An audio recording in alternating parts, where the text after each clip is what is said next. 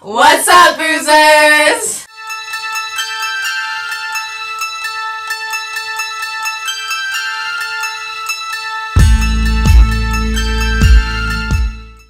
So today we are going to discuss The Ring. Not a fire, not out your asshole. This movie came out like 6 million years ago.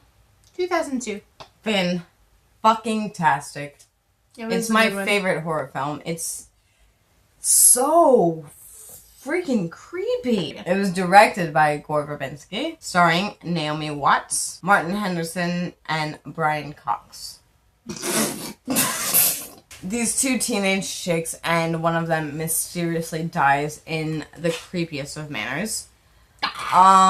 Little kid. Spoiler. Alright, the daughter of the main character, who was really close to his cousin, which was the girl that died. Who's not close to their cousin. But gets really into this strange sort of... It's almost a possession type, though. It's not like a demonic possession like there would be in a horror film, but he gets completely deranged by all the stuff that has happened because he seems to understand more and be more in contact with the reality of what happened to his cousin. His mom, who's a journalist, goes to investigate it, takes her on this crazy journey to this weird island where shit has gone down and there's all these weird news stories. All this goes along with a videotape where if you watch it, you get a phone call afterwards that says 7 days. She shows it to her friend Noah, who ends up being the father of her son. No, I think he's end up being the father. He was the father. Noah is the father of her creepy ass son, who calls her Rachel. Yeah, which is her name instead of mother. Noah checks out this film because he's all into sorts of videos and shit too. And then he gets the call. 7 days. She's on the island trying to find out the truth behind everything. Where it originated, she goes what to question happened. The parents people who created the tape, as far as she's traced back. And the dad goes totally crazy and kills himself. Just like the mother had done many years ago after murdering her child. Right. She's got like 7 days to figure this out and get everything in order so it doesn't kill her. Comes down to the end of it after all this creepy, weird shit is revealed. She's in this cabin that they've gone to, the mother and the daughter.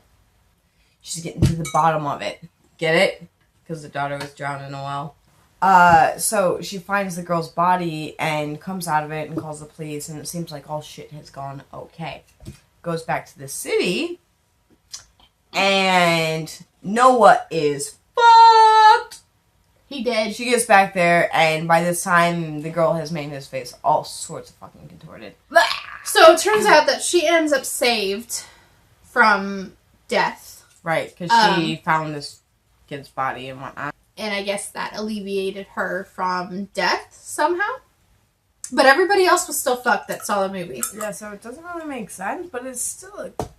It's fucking awesome. It's a really good movie. It just... Some parts of it just don't make sense to me. And maybe I need to rewatch it as an adult and not a teenager, but I'm afraid I'll only have 7 days after that.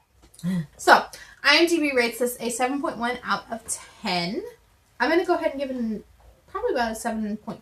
Yeah, I would agree, 7.5. Just because it will stick with you forever, and the cinematography behind it all is very well shot. It's a word I like to use, fresh. It means fresh Welsh. It's all very rainy and green, and you can smell the moisture in the ground and the leaves when you watch it. You know, okay, maybe you don't smoke as much as I do, but it's just really effective. It's very fast-paced, despite the fact that it seems to be a very... It's 2 hours long. Yeah, it's driven by the single character. The other characters come in and out, but it's really driven by the search that she's on. And there's so much creepy stuff in it. I wouldn't necessarily call them jump scares. No, but it's creepy. It's so creepy. Very creepy. Again, the Japanese have a way with their creepiness. And we are going to watch Ringu at some point. Ringu? I'm still mad at the Japanese for what they did to us at Hiroshima. Okay, so, as always, like, comment, subscribe down below. Give us some feedback. Tell us what you want to see. And we will Please give us some feedback, because we're both on diets and we're freaking starving. And we're very lonely. This is our life now. And as always, stay awesome. Keep boozing. Cheers! Cheers!